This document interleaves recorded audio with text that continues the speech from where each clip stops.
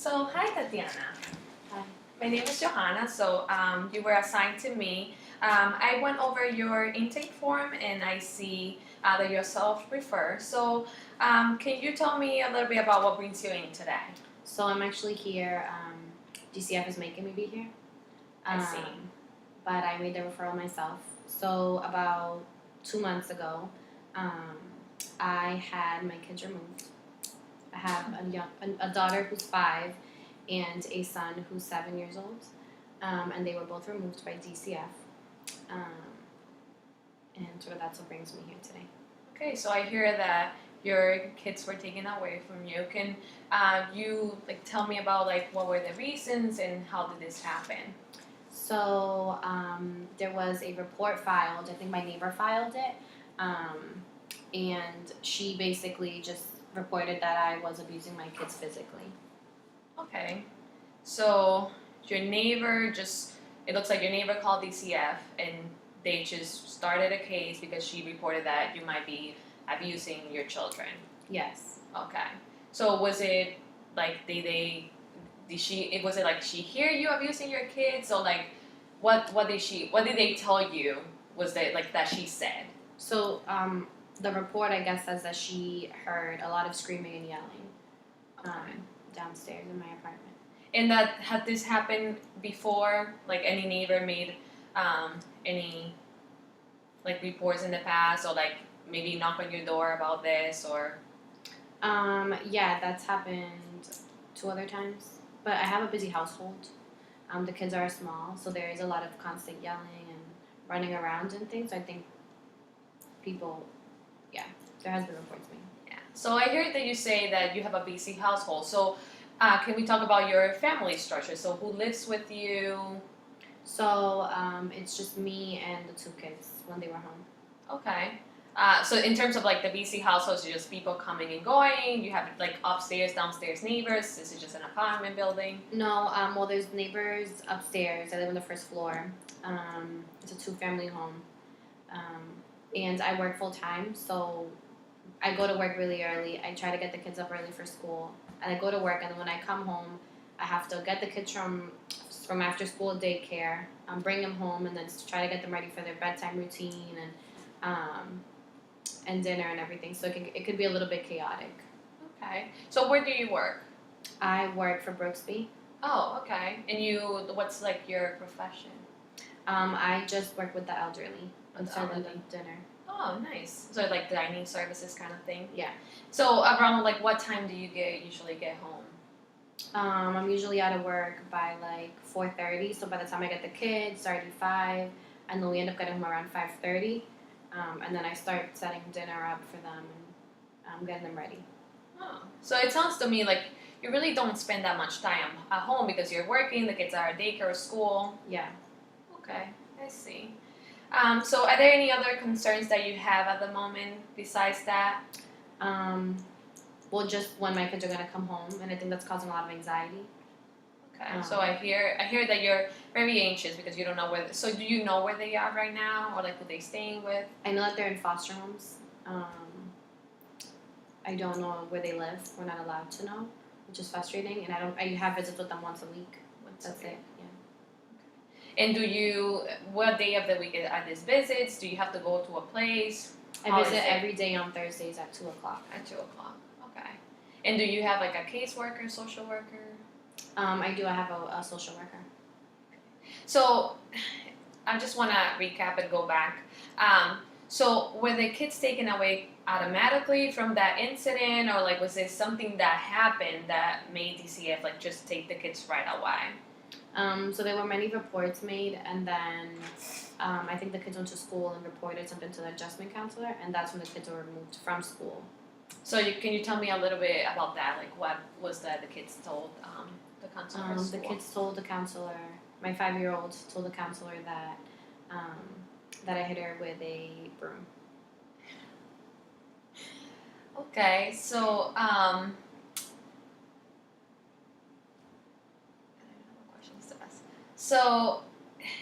So she went to that's when the kids that's basically when DCF came in. It was okay. Yeah.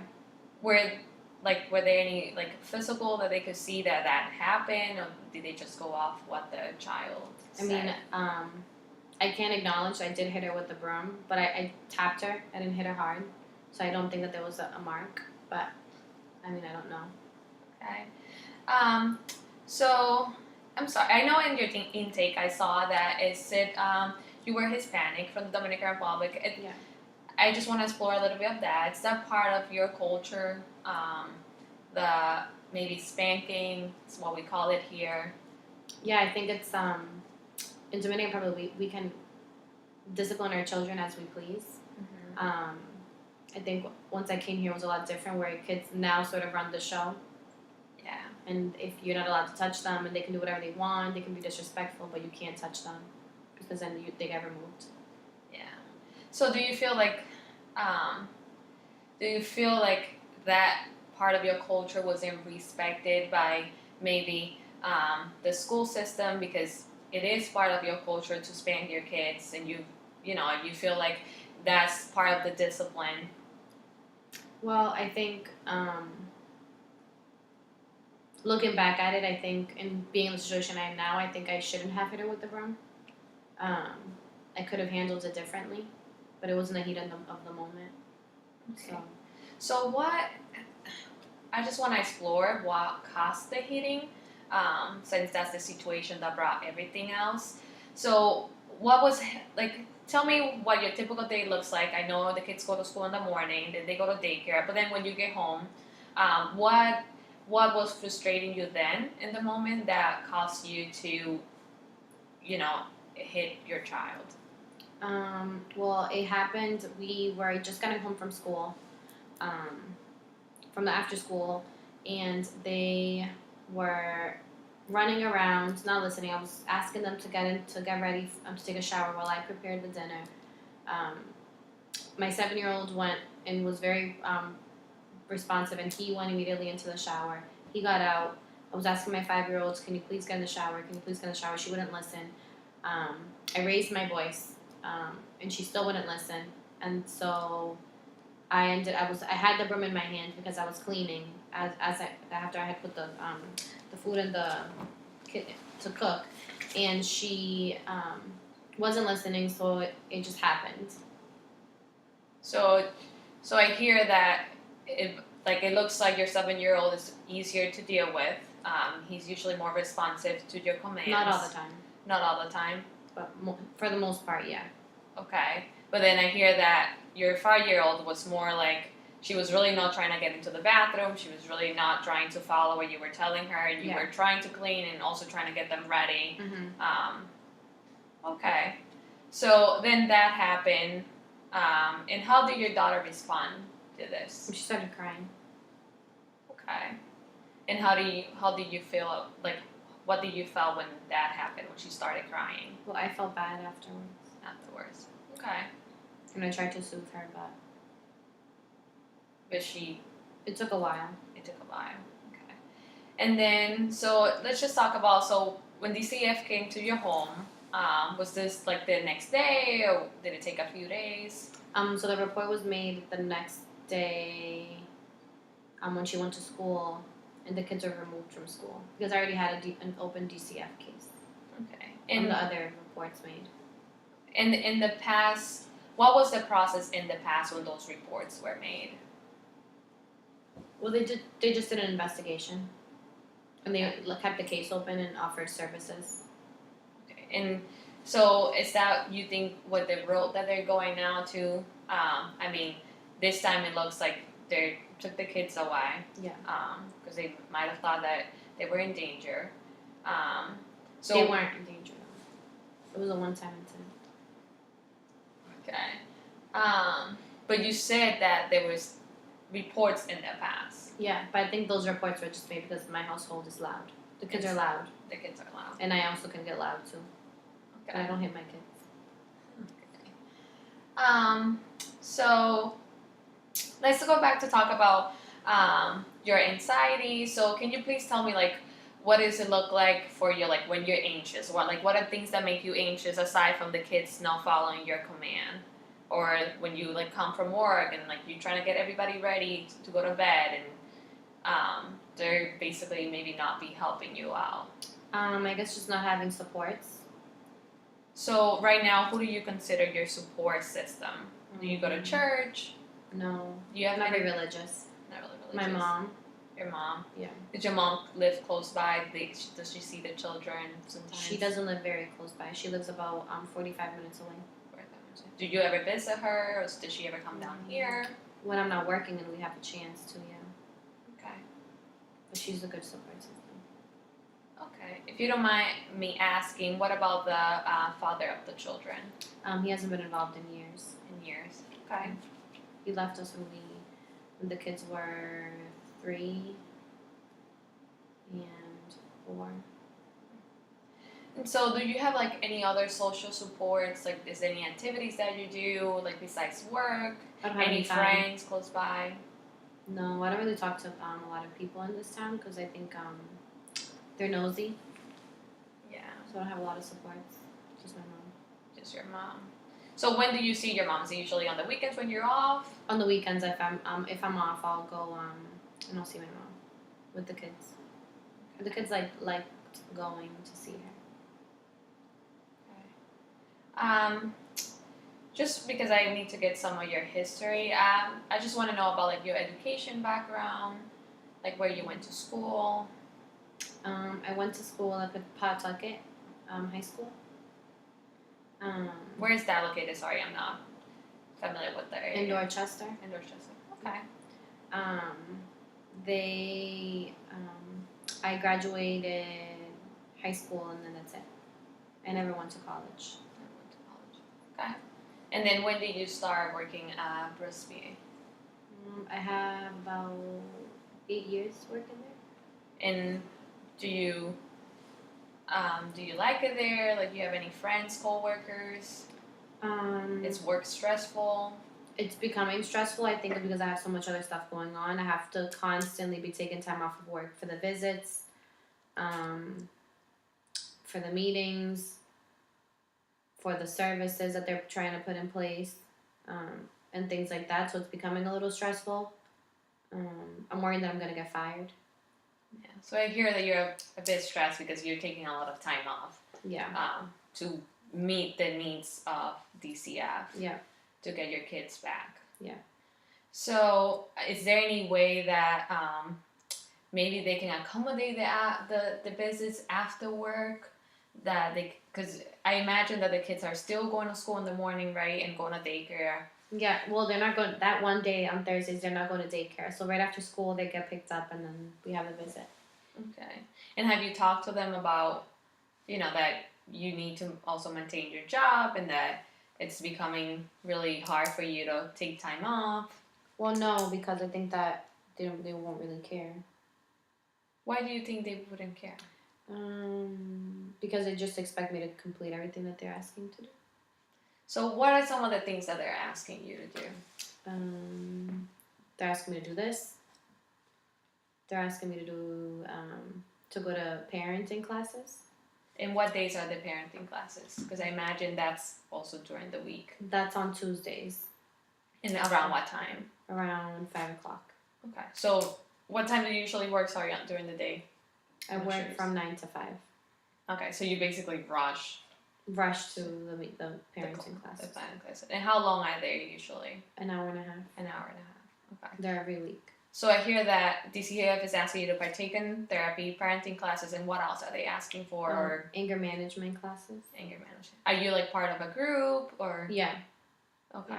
And what day of the week is that group? That's on Mondays. On Mondays.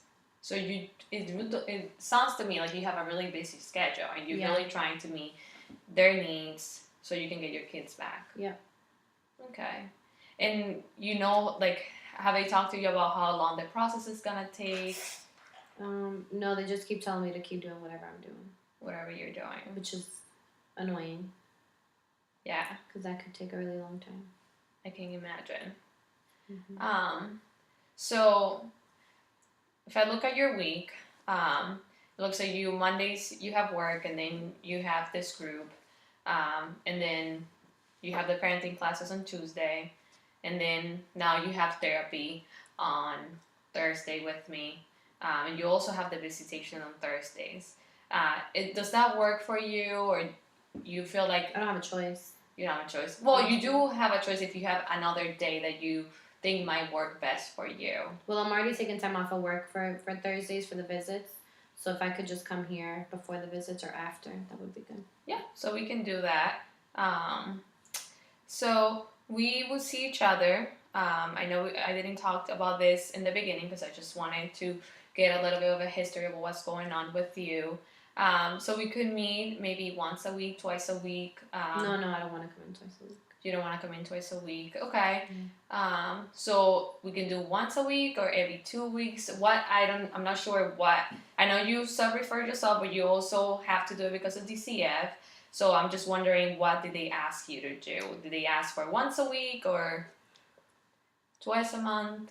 So I think that right now they would want me to do once a week.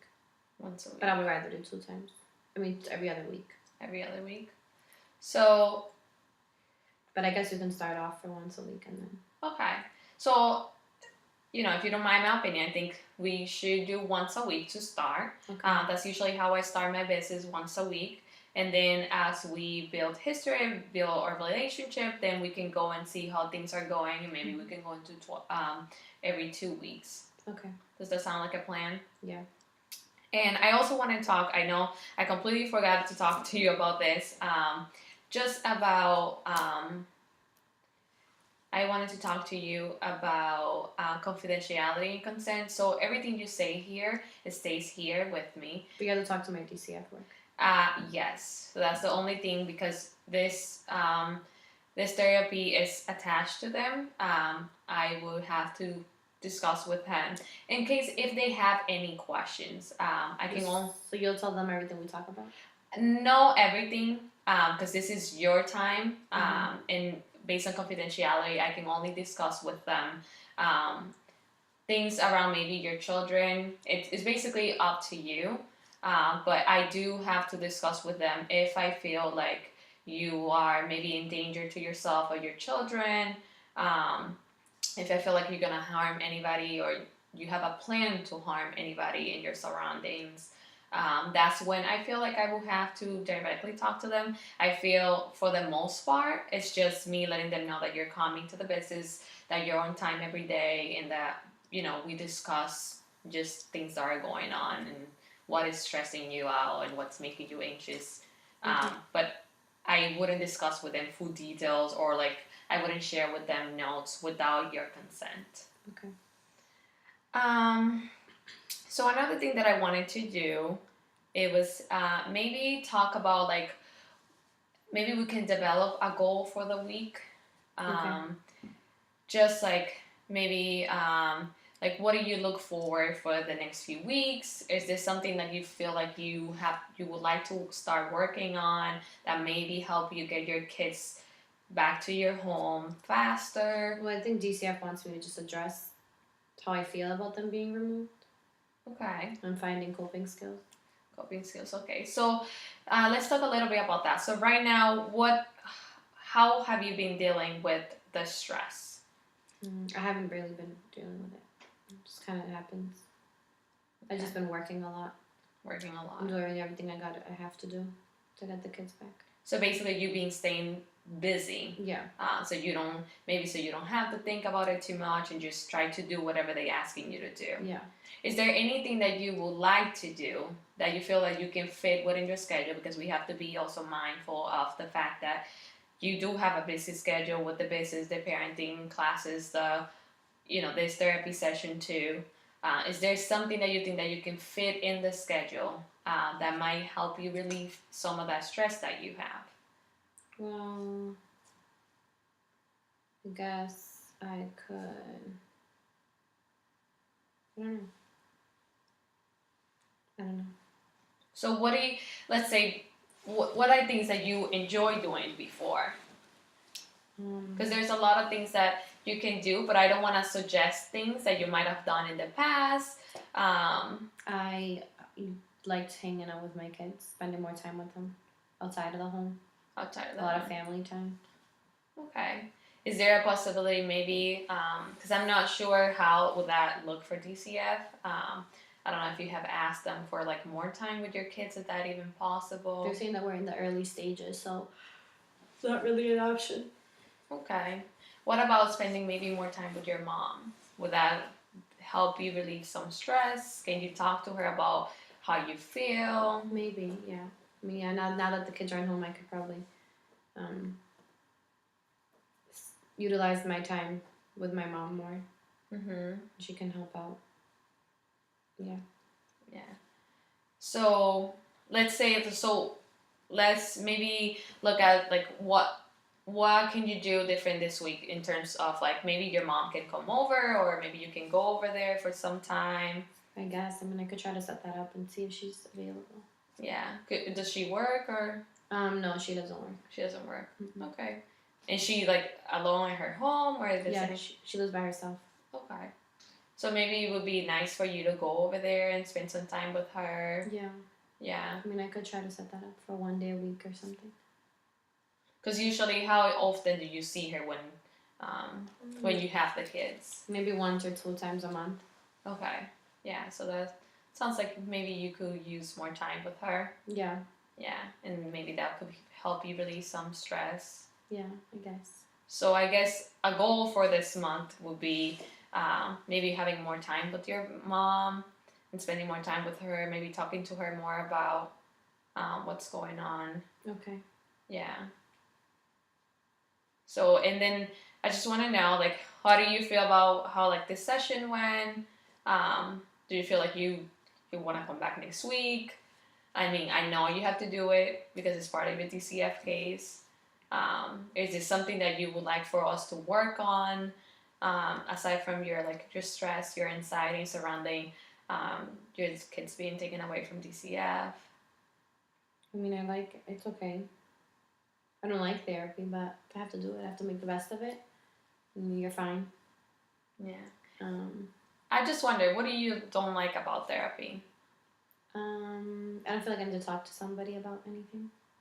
Okay. Mm-hmm. That makes sense. A lot of people share your feelings. Yeah. But you seem okay, so.